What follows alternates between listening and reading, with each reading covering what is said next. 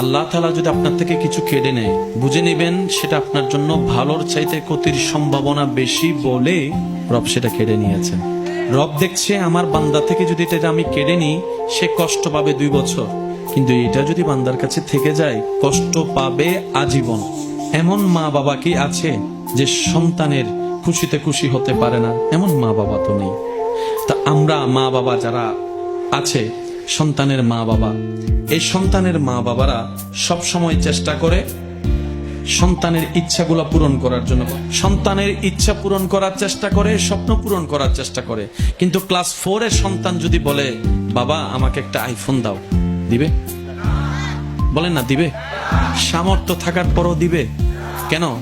মা বাবার জ্ঞান বলছে এটা তার লাভের চাইতে রব্বুল আলামিন তার চাইতে বেশি ভালোবাসে। মা বাবা আমাকে যতটুকু আপনাকে যতটুকু ভালোবাসে, এই জিনিসটা আপনার আমার একটু বোঝা দরকার।